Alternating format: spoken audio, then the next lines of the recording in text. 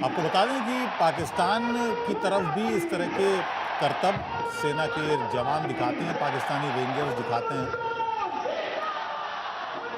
उस तरफ भी काफ़ी परफॉर्मेंसेस होती हैं, लेकिन भारत में बहुत ज़्यादा परफॉर्मेंसेस होती हैं भारत के वाले इलाके में, यानी अटारी बॉर्डर में। उस तरफ का बॉर्डर यानी पार का जो बॉर्डर है पाकिस्तान का, वो वाघा बॉर्डर कहलाता है। हालांकि एक ही रियासत हुआ करती थी ये।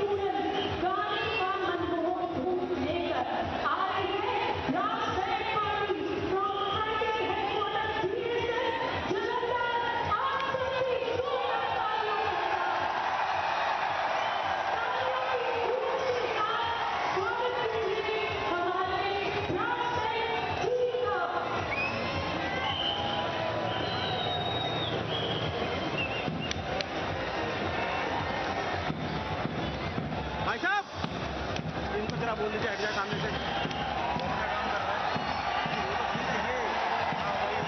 ये तो हमेशा होती है ये सेरेमनी, लेकिन इस बार ये सेरेमनी बेहद ख़ास है और नई परफॉर्मेंस इस समय बैंड के साथ।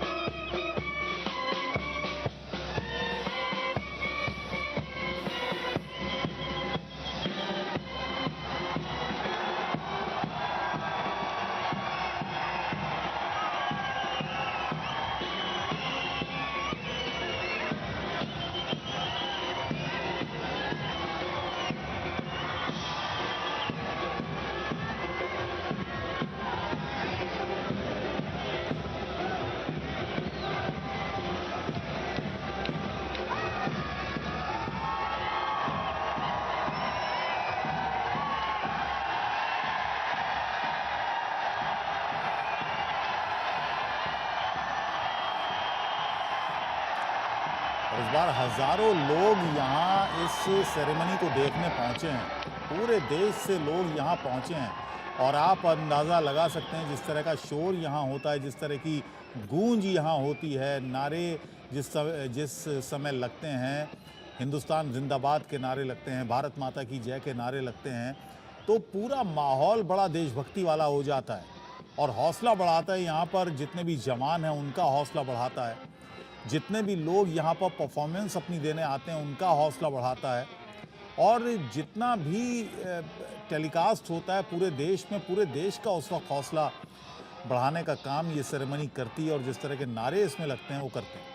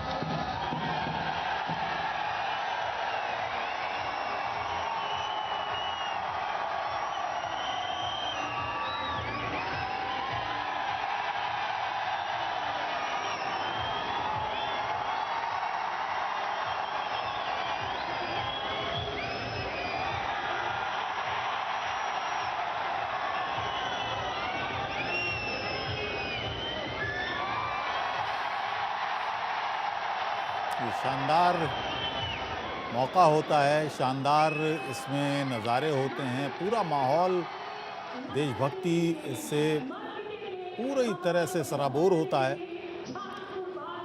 और आज का दिन 15 अगस्त के दिन, स्वतंत्रता दिवस के दिन, यहाँ कुछ परफॉर्मेंस बढ़ा दी जाती हैं क्योंकि पूरे देश से लोग आते हैं देखने के लिए इस सेरेमनी को। आप देखिए कैसे जो दर्शक दीर्घाएं हैं, ये डबल स्टोरी दर्शक दीर्घा बनाई गई है और पूरी तरह से भरी हुई है, खचाखच भरी हुई है।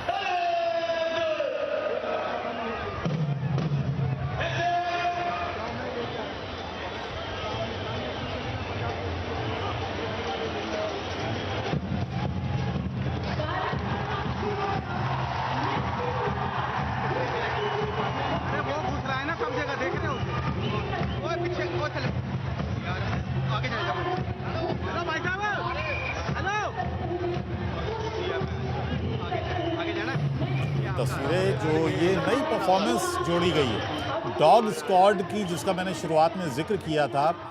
ये हमेशा नहीं होता है, लेकिन इस बार इसको ख़ास तरह से ये डॉग स्क्वाड की परफॉर्मेंस इस बार की सेरेमनी में जोड़ी गई है। 12 डॉग्स हैं और 12 अलग अलग तरह के करतब दिखाएंगे।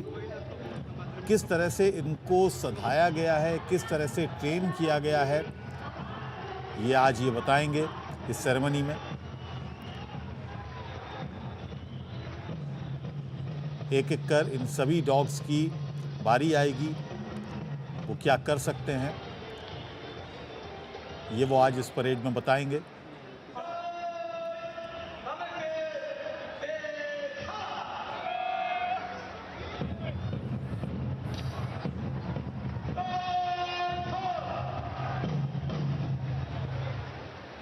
इनको बिठा दो नीचे। हेलो भाई साहब,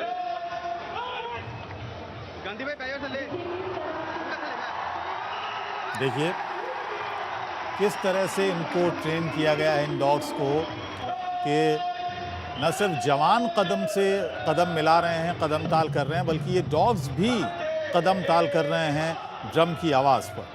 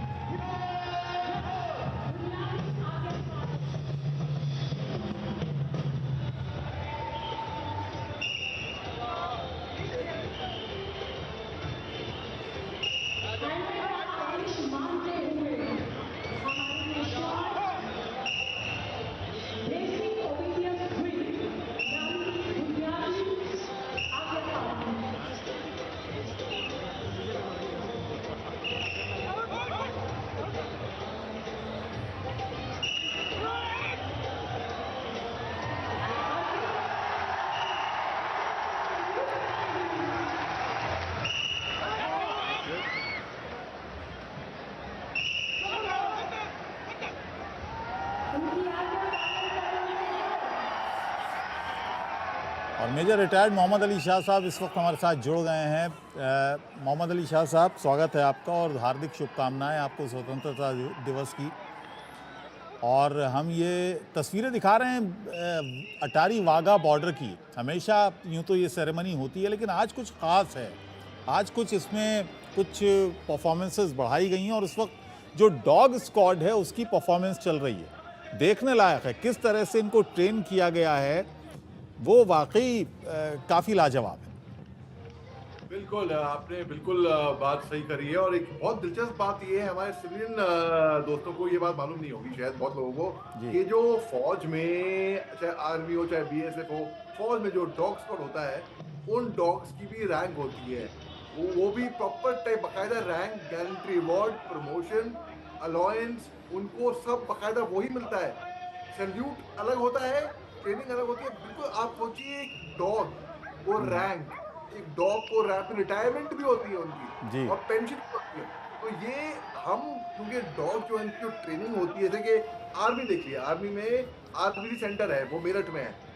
तो आरबीसी सेंटर में घोड़ों डॉग्स की सबकी सिमिलरली अभी जो बीएसएफ के जो डॉग्स हैं, पहले एक टाइम था कि बस फौज में, चाहे फौज मैं बोलूँगा आर्मी बीएसएफ को मैं कमाई मतलब फोर्स, तो उसमें जर्मन शेपर्ड टाइप के डॉग थे या डोबरमैन थे, फिर लैब्राडोर आने लग गए और आज के टाइप में तकरीबन बीगल्स भी हैं।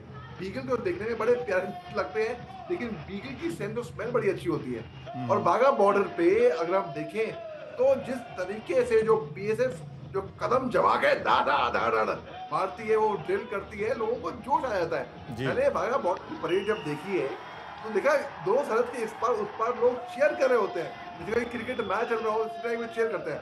मैं आपको बताता हूँ, मैंने इन लोगों से प्रेरणा लेकर 26 जनवरी 2008 में रिपब्लिक डे परेड जब कर्तव्य पथ जब राजपथ कहलाता था, तब मैंने राष्ट्रपति को सलामी देते हुए असम राइफल का मार्चिंग दस्ता कमांड किया था।